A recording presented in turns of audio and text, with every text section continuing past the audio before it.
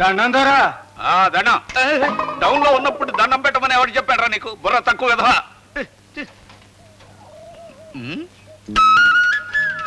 తలుపులు ఎన్నాటికి దొరికావే? ఇవాళ నా యవ్వనానికి తలుపులు తెరిచేస్తా. కచ్చయ్య గారు ప్రమాదం ప్రమాదం. సార్ మీరు చాలా లోతైన చోటుకి ప్రవేశం చేస్తున్నారు. రాయ్ వెళ్ళండి, స్టేషన్ ని జాగ్రత్తగా కాపలా కాయండి. నా సైకిల్ తీసుకోండి.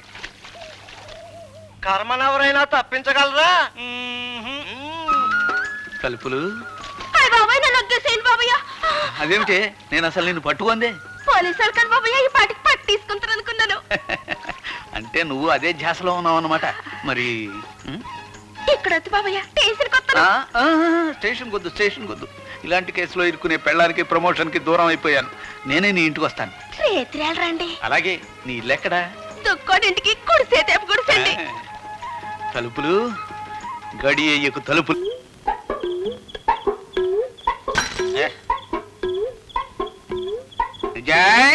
తలుపులు. ఇది దుక్కోడిల్లు. స్టడీ కదలకో. దీనికి కుడి చేతి పక్క తలుపులే. కాదు కాదు, దుక్కోడింటికి కుడి చేతి పక్క. నేను దుక్కోడిల్లే. స్టడీ కదలుగా. కుడి చేతి పక్క తలుపులే.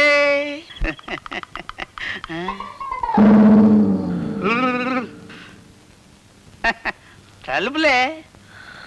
అవును, ఇందా పెద్దదిగా కనిపించిందండి. ఓ, తాయినాడు కాళ్ళకి ఒకటి రెండుగా కనిపించచ్చు అని ఉన్నది పెద్దది కాదే. ఓ, మనం వస్తున్నాం ఆనందంలో ఉబ్బిపోయి ఉంటుంది. తలుపులు దీపం. దీపమా? తీసేస్తా.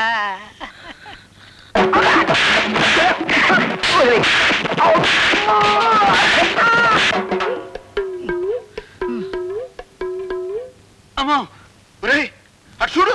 సార్ ఈ గణాచారి కంటే ఏ సిటీ డాక్టర్ దగ్గరికైనా వెళ్తే బెటర్ ఏమో సార్. ఆ సంగతి నాకు తెలీదా? సిటీ డాక్టర్ దగ్గరికి వెళ్తే మన బతుకులు సుక్కర మెట్ట సంత అయిపోతుందిరా. ఎవరు మోసుకున్నాదని కలరండి. మనం గణాచారి గారిని అడగక్కర్లేదురా. మనం రెడీ అయిపోతాం పదా. ఈ మేళాలు ఏమిట్రా? మీరు గాని పురమాయించారా? గణాచారి గారి ఇంటికి రోగ ఎవరైనా వస్తే ఇలా మంగళ వాయిద్యాలతో తీసుకెళ్లడం వాళ్ళ ఆచారం అనుకుంటా సార్. ఈ మంగళ వాయిద్యాల్లో వినిపించడం లేదురా. శవం ముందు వాయించే తావు మేళల్లాగా వినిపిస్తోంది.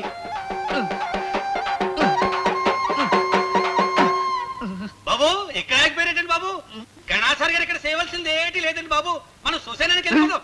ఆరు అక్కడికి వచ్చేస్తారు. నా తప్పు సప్పుడు విన్నారు కదా బాబు, తప్పకుండా వచ్చేస్తారండి. ఒరే ఒరే ఒరే, రాకరాకొచ్చిన రోగి ఇంటి దాకా రానియండి రా. గణాచారి బాబు ఈ కథ మాకు ఒకేయండి బాబు. మీరు ఉంచుకో బాబు. మీ వంతు వచ్చేసరికి మీ ఇంటి వరకు డబ్బులు ఉంచుకోం బాబు. చేయను. ఎవరి దగ్గర ఎలా మాట్లాడాలో కూడా తెలీదు. శాతపడి చేసి కోడిగుడ్డు పాతి పెట్టేసినానంటే ఒళ్ళంతా కులిపోగలదు. 10 రోజులకి తమరు దయచేయండి బాబు. నేనే వస్తాను. క్షమ లేకుండా తీసుకెళ్తాను బాబు.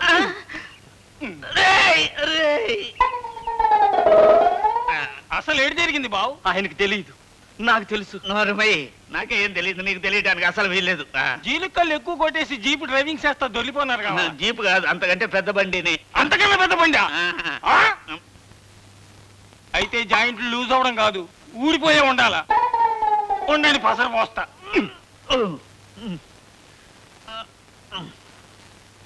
గౌరమ్మ బొట్టి కడుపు నొప్పి వస్తే ఏటైందిరా? గణాచారి గారు పసరు వచ్చారు గుట్టక్కు మంది. అప్పాలరాజు గారి కూతురికి వాంతులు వస్తే ఏటైందిరా? గణాచారి గారు పసరు వచ్చారు గుట్టక్కు మంది. మరి ఈయన గారికి జాయింట్లు ఊడిపోనాయంటే ఇప్పుడు ఏటవుతుందిరా? గణాచారి గారు పసరు వస్తారు.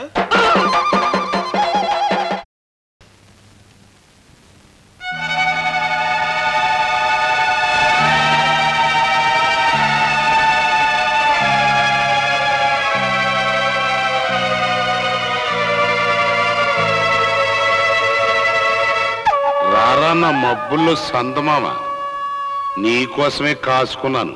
నీ తొత్తులు నన్ను పట్టుకునేంత బలవంతులు కార్రా. నేను నీ అంతు చూడాలని కావాలని వచ్చానురా. నేను జంతువుల్లో తేలును చూసా, పావును చూసా, పెద్ద పుల్ని చూసా.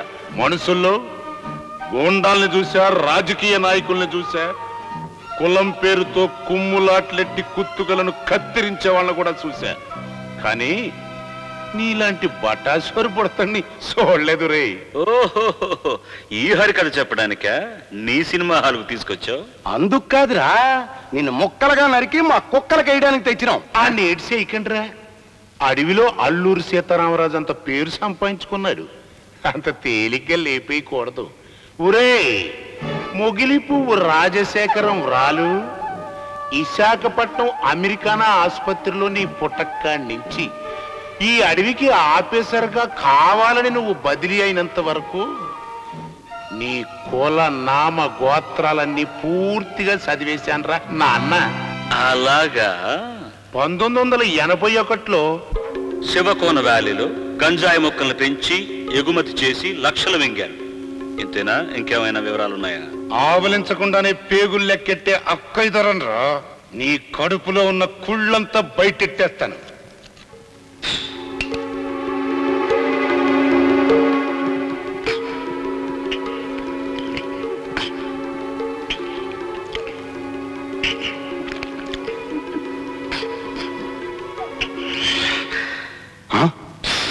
అరక్షణంలో అంతా ఖాళీ చేసేసాడు. ఇది నా కెపాసిటీ. అమ్మా ఒరే అక్కయ్య, అక్షర జ్ఞానం లేని వాళ్ళ కడుపు కొట్టే అడవి మనిషిని. నీకేం తెలుసురా నా సత్తా? నేను 21వ శతాబ్దం మనిషిని. నీలాగా పచ్చిగా కనిపించనురా. మంచితనం అనే ముసుగేసుకున్నాను. గూడెం వాళ్ళ గుండెల్లో హీరో స్టాంప్ వేయించుకున్నాను. ఇప్పుడు నేను అమాయకులైన గిరిజనులకు దేవుణ్ణి. నువ్వు నన్ను ఎదిరించలేవు. ఎవరది? నిజం నిర్భయంగా చెప్పే నీడని.